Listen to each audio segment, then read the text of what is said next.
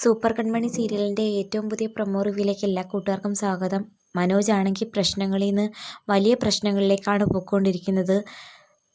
കൺമണിയുടെ വിവാഹം മംഗളമായിട്ട് നടത്തണം എന്ന ആഗ്രഹത്തിൻ്റെ പേരിൽ ഗുണ്ടകൾ ആക്രമിച്ചുകൊണ്ടിരിക്കുമ്പം കുറേ പൈസ കൊണ്ടുവന്ന് കൊടുക്കുന്നത് കാണുന്നുണ്ട്. അങ്ങനെ ആ ബാഗ് മോഷ്ടിച്ച് നമ്മുടെ മനോജ് ആണെങ്കിൽ നാട്ടിലേക്ക് വരുന്നുണ്ട്. ധനലക്ഷ്മിക്കും കൺമണിക്കും വീട്ടിലെ എല്ലാവർക്കും വേണ്ടിയിട്ടുള്ള ഡ്രസ്സും സാധനങ്ങളും ഒക്കെ മേടിച്ചതിന് ശേഷം ബാലൻസ് പൈസ ശ്രീനിവാസിൻ്റെ കയ്യിൽ കൊടുക്കുന്നത് ധനലക്ഷ്മി മാറി ഇന്ന് കാണുന്നുണ്ട്. അതോടെ നമ്മുടെ ധനലക്ഷ്മിക്ക് ഒരു കാര്യം മനസ്സിലാകുന്നു, മനോജിൻ്റെ കയ്യിൽ ധാരാളം പൈസയുണ്ട്.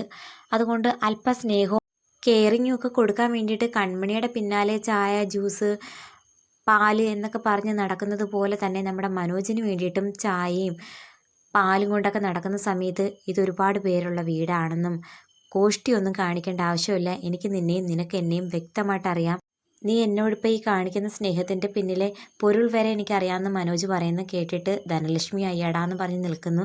നമ്മുടെ കൺമണിയുടെ ഫോട്ടോഷൂട്ട് ഇന്നാണ് നടക്കാൻ പോകുന്നത്. അതിനും കൂടി റെഡിയായാണ് നമ്മുടെ കൺമണി ഓഫീസിലേക്ക് പോകുന്നത്.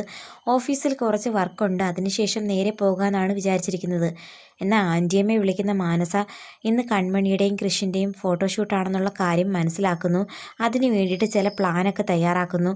അതേസമയം നമ്മുടെ ജയമോഹനാണെങ്കിൽ മാനസയും ബലരാമനുമായിട്ടുള്ള വിവാഹം കൺമണിയും കൃഷിയുമായിട്ട് മുടക്കിയതിൻ്റെ ദേഷ്യം തീർത്തും പ്രകടമാക്കുന്നുണ്ട്. കൺമണി വരച്ച ഡിസൈൻ റിജക്റ്റ് ചെയ്യുന്നുണ്ട്. അപ്പം കൃഷി പറയുന്നു, കൺമണി വരച്ച ഈ ഡിസൈൻ അക്സെപ്റ്റ് ചെയ്യാനും ഫോർവേഡ് ചെയ്യാനും എനിക്ക് മറ്റൊരാളുടെ അഭിപ്രായം ആവശ്യമില്ലെന്ന് പറയുമ്പം ഈ മാനേജിങ് കമ്മിറ്റിയിൽ ഞാനും ഉൾപ്പെടുന്ന വ്യക്തിയാണെന്നുണ്ടെങ്കിൽ, ഞാൻ റിജക്റ്റ് ചെയ്തിട്ടുണ്ടെങ്കിൽ എൻ്റെ അംഗീകാരം കൂടിയേ ഈ ഫോട്ടോ ഫോർവേഡ് ചെയ്യാൻ പറ്റുള്ളെന്ന് ജയമോഹൻ തറപ്പിച്ച് പറയുന്നു. അത് കേട്ട് ആകെ അന്തിച്ച് നിൽക്കുന്നുണ്ട് നമ്മുടെ കൃഷിയും കൺമണിയും കൂട്ടുകാരനും. കാരണം ജയമോഹൻ മനഃപൂർവ്വം പ്രശ്നം ഉണ്ടാക്കാൻ വേണ്ടിയിട്ടാണ് ഇപ്പോൾ അലകയിലേക്ക് വരുന്നതെന്നുള്ള കാര്യം പൂർണ്ണമാകുന്നു. ഇപ്പം നമ്മുടെ ദേവ്ജിയും സാഗറും കൃഷിയും കൺമണിയും ഒക്കെ ചേർന്ന് എങ്ങനെ നമ്മുടെ ജയമോഹനെ നിയന്ത്രിക്കും?